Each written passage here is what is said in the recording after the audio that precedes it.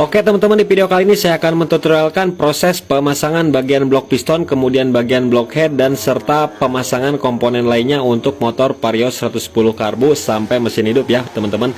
Nah di sini untuk blok headnya udah saya sekir dan saya bersihkan ya teman-teman dari kerak-kerak yang membandalnya. Kemudian kita pasang klep in dan X, kita kasih oli, kemudian kita pasang ring bawah, kemudian kita pasangkan seal klepnya ya yang baru. Kemudian di sini untuk pemasangan per klepnya yang ada marking ataupun catnya kita simpan di atas, maupun yang kecil ataupun yang besar. Kemudian kita proses pemasangan spie-nya dan retainer, kita kasih lap ya di bawah klepnya. Kemudian kita pasangkan retainer dan kuku macan ataupun sepi klepnya. Kemudian kita sediakan kunci Y dan kain seperti ini, tinggal kita dorong ya. Nah seperti ini sampai masuk untuk sepinya. Nah ini udah masuk ya, tinggal kita yang satunya lagi sama ya, kita tekan seperti ini sampai pas sepinya ya.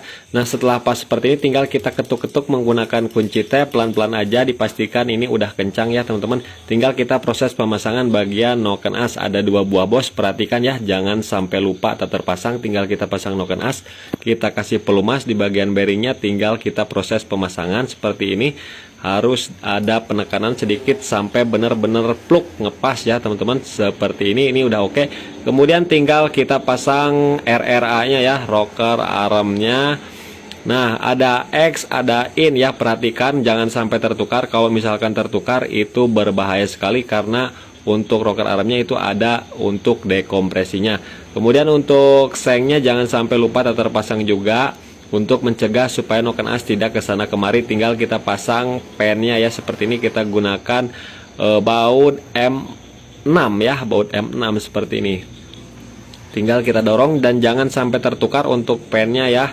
Yang panjang itu di bagian in ya, kemudian yang pendek di bagian X. Nah seperti itu. Kemudian di sini untuk pistonnya kita ganti piston aja ya teman-teman. Ini masih menggunakan standar, karena motor ini udah ngebul parah ya, dan kerak-keraknya pun itu udah ngedagleg banget di klepnya.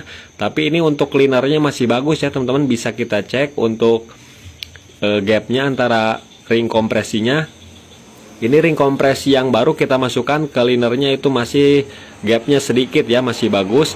Dan yang ring olinya pun sama, gapnya masih sedikit, jadi ini enggak perlu di quarter ya, karena linernya masih bagus dan belum dekok-dekok. Kemudian tinggal kita proses pemasangan ring cacing ya.